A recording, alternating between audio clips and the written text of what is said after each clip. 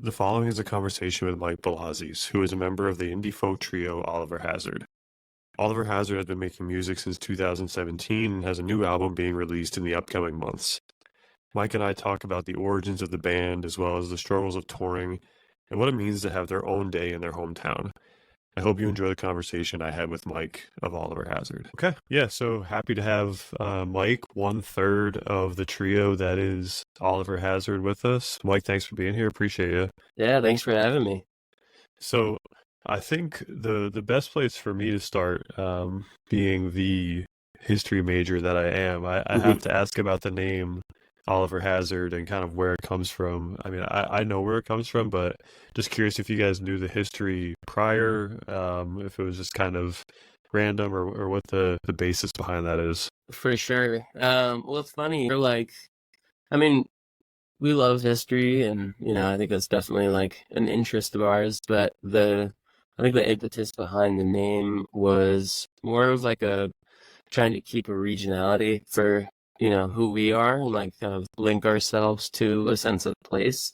And so when we first started the band started in like a kind of a weird, fast pace, like serendipitous way. We basically I was working as an outdoor educator out in California, and I spent a lot of time in the mountains with students. We do like these 2-week trips, and you wouldn't have a phone or anything, so I'd make a lot of like handwritten lists, and a lot of the lists were like, hey, this is what I want to do by the end of whatever year it is. These are like some goals that I have, and one of the goals for that year in particular was play like a dive bar show. Sorry, in Ohio, like where I grew up. Mm. It's a really cool dive bar. And I've always wanted to perform at it. And I'd never really been like a musician that played outside of my bedroom. And so I took the show, and like a friend of mine was like, I can give you 20 minutes. He was like a local. And so I was home for 2 weeks in Ohio. I came home from California, basically to like see my family for Christmas. And I was like, I'm going to do this 20-minute dive bar show. And I hit up 2 buddies of mine, and I was like, hey, do you want to play this show with me? I'm kind of terrified to do it by myself. They said no originally, and then they're like, okay, like after some convincing, they were like, all right, we'll do it if we take it seriously. So I showed them some songs I was writing. There were like 5 of them. We put them together like in really simple arrangements, just to make the show really easy. And we played for our friends. Everybody loved it, and that kind of gave us the confidence to like keep writing more songs. So we wrote another like 5 songs the week after. And that same week, I was at this dive bar that I'd played the show, like, but during the day, I went and had met a friend for a beer, and another buddy walks in and goes, hey, did you hear about a contest? And I'm like, what contest? Like, oh, this local studio is doing this recording contest. If you submit your name, you win free recording time. And I was like, oh, cool. So I took a fake band name, put it into the lottery, and we ended up winning a recording contest that week. And so it was 10 songs we'd written before and after this dive bar show. I called the studio and was like, hey, can we just record all 10 of our songs, even though we won 1 free song? Can we record all 10 of them? Just put a bunch of mics in the room. Let's do it live. We'll be in and out in an hour. And he was like, yeah, sure, whatever. And so we did that. We recorded all 10 songs, and then I had a flight back to California to go back to work like a couple days later. And I was listening to the songs the night before I left. I was like, damn, these are pretty good. And so I hit up a buddy of mine. He was like, dude, we should probably think about doing this for, a living. Like, so let's put it out there. So I sent it to a friend who worked at a record label down in Los Angeles. And that week, they asked us if we could help us release the record. And so we didn't really know much about the music industry. I was working as an educator. Another member was working as a construction worker. The other one was like selling copy machines. We were all working just like regular old jobs. And so we wrote the album, recorded it basically for free, and got like a record label to want to release it all within 3 to 4 weeks. And so everything happened really fast. Like the 2 guys didn't even believe there was a record label. They're like, yeah, right. Yeah. You know what I mean? They're like on their lunch break at their job. And so I was like, no, I swear. Like, I think they want to help us release this. I think we could try to do this if we want to. So, but anyway, at that point, we didn't even have a band name. And so we were like, okay, how do we choose a band name? And so we went through like all these iterations of just horrible names that, everyone, it was like a group text. There was like zero validation because there were just so many names. And I was like, these all like don't mean anything to us. And so I was trying to think of like I was talking to a friend of mine, and she was like, "Well, where are you from?" And I was like, "Well, we're from this town called, Waterville. I grew up in a town next to Waterville. It's called Perrysburg. It's named after this guy who, we grew up telling this from Lake Erie, and it's named after this old sailor that, was kind of the victor of this War of 1812 battle that happened on Lake Erie." And she's like, "Oh, what's his name?" I was like, "His name is Oliver Hazard Perry." She's like, "Oh, Oliver Hazard, that's pretty cool." I was like, "Yeah, it is pretty cool." And so we ended up choosing Oliver Hazard because the namesake kind of linked us to this special place where this band started, and it's also that special place that we still reside today. We throw our own music festival here. We try to give back to the community anytime we can, and yeah, I think it's like this is kind of the foundation for the band, so it feels like a fitting name for us. Yeah, yeah. I mean, I would agree that I think that's like the perfect tie it back to where you're from. I love it. Kind of like talking about the music festival too. What does like Oliver Hazard Day mean to you guys? Having your own festival in a town that's not very big, I would assume. Yeah, It's a couple got to thousand mean right. It's kind of pretty much the same place I grew up, so yeah. I imagine it's got to be a pretty big deal. And what does that mean to you guys, just to have like your own day and to kind of be recognized? And Totally. Well, we all kind of started in a very similar fashion where we actually approached the town and we were like, "Hey, we'd like to like collaborate," when we were first starting because we didn't have any money. We were like, "How do we like? You want to do like a joint T-shirt, like Oliver Hazard, Waterville, Ohio T-shirt?" It was like kind of a dumb idea. And she was like, "No, not really." And this is the mayor, she was super smart, and she was like, "Why don't you guys just rip a concert like downtown, just put a stage in the middle of the road?" We're like, "Oh, we can do that." She's like, "Sure, yeah." She's like, "Just sign this form and we'll block the street off for you." We're like, "Oh, that's so cool." And so she was the one who kind of helped us kickstart the event. And I mean, in a town like this, like there's just not a lot of access to music. Like we've got the dive bar that we played at, and they get some good acts every once in a while. Like I saw like Justin Townes Earl and Warren Treaty and some cool acts when they're first starting. There's really not a lot of access to music unless you're willing to drive, an hour to 2 hours away, or you wait until some summer event comes along where, a good artist comes through, but that's pretty rare. And yeah, I think it feels like this mutually beneficial day for us where we're able to give back to the community. We donate a lot of money to our local arts commission. A lot of folks come and, get to like see these artists that would otherwise never stop here. Like indie artists like us, and the artists that we book would never stop within like 60 miles of this town. So it's really cool. And then for us, it's really cool to see the like reaction of the folks that we book at this festival. Uh, Folks like Illiterate Light and Bendigo Fletcher and Jack Symes and all these like indie artists that we love. They come to our town and their eyes are like glowing because they're just like, "This is such a magical small town. I can't believe that you guys are from here." Like the mayor will like introduce us. It's just got this like kind of like this Tim Burton-esque, magical land vibe to it. So it's cool to just be there and experience it. yeah, I mean, yeah, for us, like where I grew up, like kind of the same issue. Like artists don't come within probably like 200 miles of here. Like Philly's the closest place, and that's a solid drive for me, like 2 hours. Yeah, something like that around here would be amazing as well. Like just the access, because people don't realize when you're in rural areas or like across the country, the access to these types of things is so minuscule, and there's not a lot of money put behind it. Becomes really, really hard to make something of it if you're trying to. You really gotta, up and move almost to do something with it. Yeah, definitely. Yeah. So yeah, it's really cool. Yeah, so you guys recently played Newport Folk Festival too. How was that? I imagine that was like a pretty big like bucket list memory for you guys. It had to be Yeah, it honestly, we dreamt about it since we started, and I swear I like emailed Newport Folk Festival like the day we started the band because it was like immediately I was like, I'd love to play this festival. I probably emailed them being like, "Hey, we started a band. Just want to let you know we're on your radar." You know what I mean? Like I loved that festival. It's such a huge piece of folk history, and I emailed them every from 2018 till now, just like giving them updates on the band, and they were very cordial. They'd be like, "Oh, thanks for the update. Like, not this year, but thank you." And then so finally last year, I shot them an email and was like, "Hey, I'd like to invite you to our Boston show," because I know a lot of the folks who run it are from that area. That's kind of the closest music market. And they came to the show Nice. last fall. They really enjoyed it, and then I shot them one last email just being like, "Hey, you know, we don't want to play at this festival to like just to perform it and to gain fans. Like what we really want out of this is to like meet other artists, and like we're from an island, we're from Waterville, Ohio. There's no other bands here that are doing what we're doing, and we just love to like be a part of a community of other artists that are doing similar things to us, and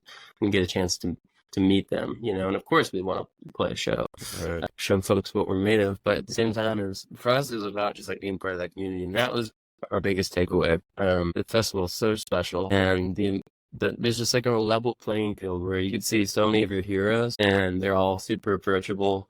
And I feel like I met more people in a weekend than I thought I would meet in a lifetime that are, you know, heroes of mine. So it was really cool. It was really special.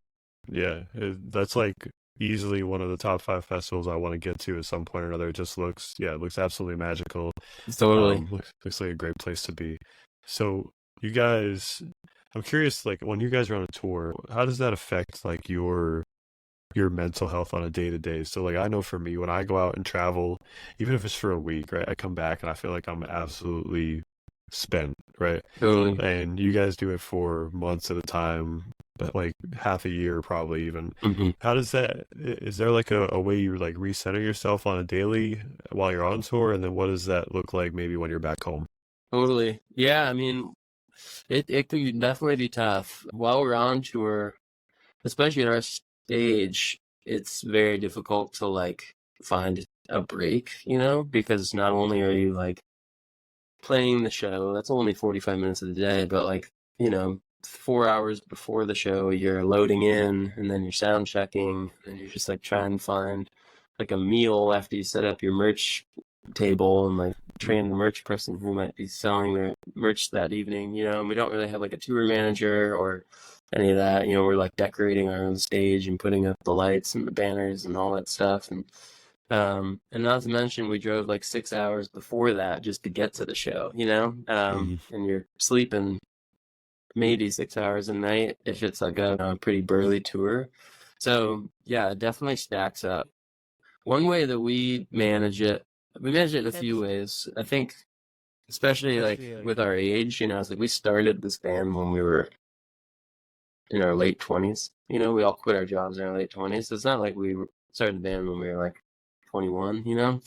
And so the grind period of like sleeping on hotel floors and doing like the motels and all that stuff, like that didn't last super long. After 2 years of doing it, we realized we're like, dude, this is not sustainable. Like we'd rather just not be in a band if this is what it's gonna look like, you know what I mean? Right. So we spend a little bit more just to like have comfort while we're on tour. That's one way we manage like our mental health. Is like we don't really like take like a huge consideration of, I mean, obviously there's a budget, but like we're not like afraid to stretch it to get like a nice Airbnb where all 3 of us get a room every night, or a restaurant and like eat a healthy meal that might cost a little more instead of just like pounding bar food and fast food. It's just like it's unsustainable. So I think one way we manage it is like having really good sleeping accommodations where we can like have our own space and get ample sleep, which I think is a huge part of mental health. Is that if you don't sleep enough, there's like a direct scientific relationship to like limited sleep and poor mental health, you know? And I think there's also similar correlation between eating well and mental health. And so we make sure to like nourish our bodies with like regular food as much as we can, and we try to find like unique options of like the healthiest food we can find. And I think last month in June, or like month and a half ago now, we did a month-long tour in the West Coast, and I think we only had to eat fast food one time out of the whole month. So we were doing pretty good as far as like eating well. So I think those are 2 of the main things we do. And then I wake up and I try to run in the morning. I'm not even like a big runner. I like other forms of exercise, but when you're on tour, you just kind of take what you can get, you know? Right. So that's one thing I'll do. I know Nate does it as well. And it's a good way to like explore the town too. You just like wake up and just run aimlessly around whatever small city that you end up in, and find a cool coffee shop. But yeah, I'd say between exercise, getting good sleep, eating good food. Those are some of the main ways we try to maintain it on tour. And then also just like not micromanaging each other. Just like everybody has their tasks, and like if you can find some solo time just while you're working, like in like setting up your merch booth or whatever it is, we all know what to do, and we try to just Mhm. like give each other space, which is really important as a trio. And then when we get home, it's when we're off, we're off. Like spending time with family, you could spend time with your partners or whoever you're going home to, and just like making sure that you like unwind for at least a week before turning the Oliver Hazard switch back on. Yeah. Yeah, especially too, like you guys aren't officially, you're not signed with the label, is that correct? So we actually ended up signing with a label called Network out of Vancouver last year with this upcoming record. And then, yeah, so we just signed with them recently. Nice. Well, congrats on that. I Yeah. mean, I imagine, does that take any of like being smaller or even indie artists, you have a lot of hats that you got to wear in terms of social media, and everything else. Does that take any of that burden off, or does that still kind of sit with you guys? Not really. I'd say like labels in a way are kind of more of like they're almost like a bank or like a funding source for your records, so it alleviates like stress of trying to find like thousands of dollars to record our next song, you know what I mean? Which can be a Mhm. really expensive process for folks who don't record and produce their own music, which a lot of people do these days, and we're super jealous of that. But yeah, I'd say all of the social media burden's on us right now, and like all the like day-to-day business management and all that stuff. It's a lot, even when you do have partners. I think when you get to a certain stage in your career, you can hire like managers and have like having your management run your social media and all that stuff. Mhm. But yeah, I mean, for us, we know that the brand is best right now if we run it, and it's our identity. So it's tough to kind of give that up right now, Yeah. Maybe one day when we're older and don't care as much, we could just kind of let someone else put a post up every week. But for now, I think we're just growing, and we really want to keep that growth and keep that trust with our fans. That when someone responds on social media, it's us. And we're Yeah. giving them the time of day. Yeah. Yeah, I think that goes a long way in connecting with folks, and yeah, just like it feels like nowadays everybody really just wants, to feel like they're talking to somebody who actually understands them, gets them, relates even in the smallest way. Uh, For so sure. I know I personally like love that about artists. If it's somebody I can relate to and they just message back, even if it's something small, it's cool. Um, Totally. so yeah, so I appreciate that. I know everybody else does too. Yeah. So Nice. in terms of like, if you guys have, if you're writing or, even if you're writing for your upcoming album, if you're having like a bad mental day, right? Is that something that you can kind of work through, or does that help your process at all? Or is it something that kind of like derails it and kind of got to wait for a better day kind of deal? Yeah, I think for me I know everyone's different, but for me it can be tough to like I was thinking of it as like a hierarchy of needs, like I feel like if I don't have like all my basic needs met, it's really hard for me to like put art forward, because art I feel like is super important for humans, but they need to like be mentally and like physically to be able to like make it happen. You know what I mean? It's a pretty like laborious process, and especially mentally. But yeah, I think there's kind of a balance where maybe you are having a bad day or like something happens that is like emotionally reflective, and you kind of like that doesn't disappear immediately. And I think like when you do kind of muster up a little more like strength and time post reflection, you can I think it's easy, like, to kind of harken back to those feelings in a state, more stability and like be able to Mhm. write about how you felt. Whereas I think writing about it in the exact moment can be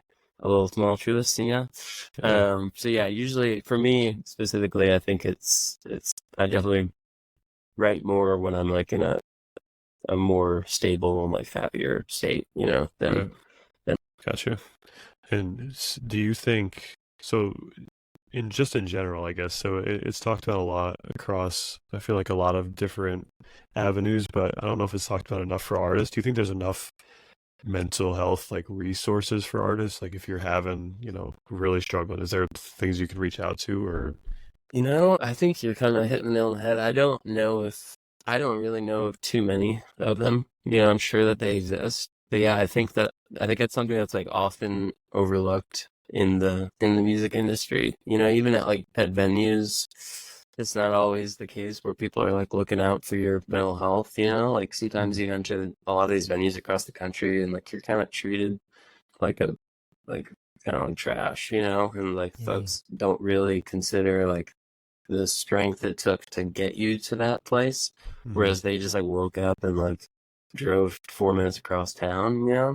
And I just think there's like even just be the smallest things like just hospitality of folks being like welcoming you into their home could go such a long way for mental health. I just think like I grew up. My father was like a son of you know Greek immigrants, and I can like remember my grandparents and just like how hospitable they were, and I thought that was just like a big part of like European culture. So I always get like pretty miffed if like a venue isn't being hospitable, and I usually have like I feel like an older adult, and I usually have that conversation with whoever it is, and just like, hey, Mhm. we want to be treated with respect. I'm not sure who you had in your last night, but we're not them, and we're going to treat you with the respect that you treat us. So, let's just find a nice, like, common ground here because you might not be known, you might not know like what kind of day we had to get here, and we don't Right. know what kind of day you had.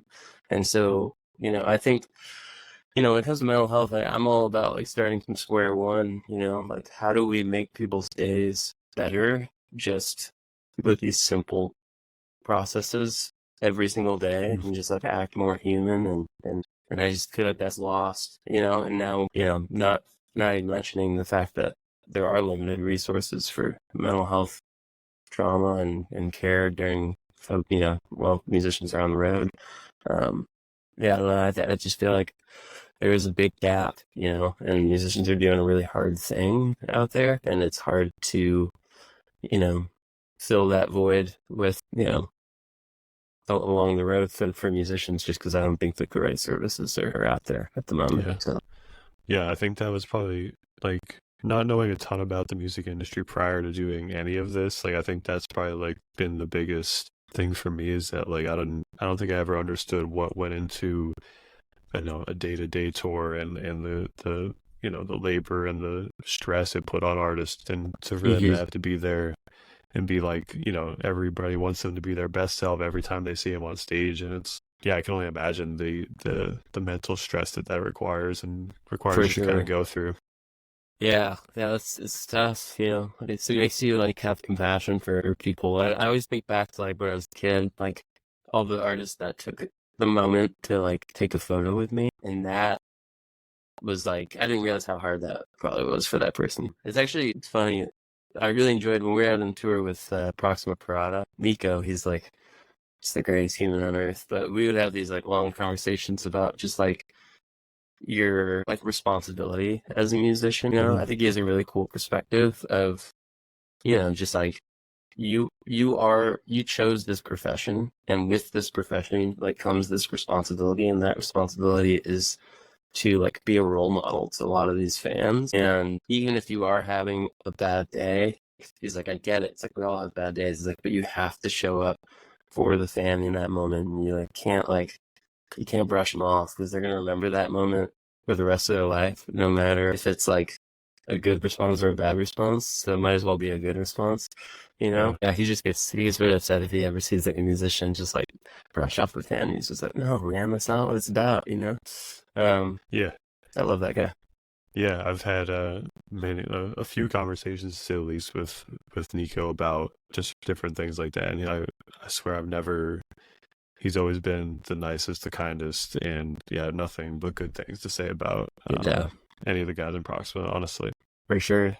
So, what is kind of changing gears a little bit in terms of the music you guys have put out, or even maybe a song you've not released yet? What's the song maybe just you are you're most proud of, and kind of why? Well, we actually have a song coming out soon. It'll be like end of August. We're gonna roll out a song called Blood Moon, and it's just like, I'd say it's one of the more different songs we've ever released, and it almost sounds like it's probably the closest song that like sounds like music that I grew up on, and like I grew up listening to, and kind of like more in this like alternative indie rock sound. So I'm pretty stoked about that one. And then there's this other song that is gonna come out later this year. It's called Raindrop River, and I grew up listening to a lot of like, you know, old folk music like Crosby, Stills, Nash, and Paul Simon, and Grateful Dead, like all that stuff. And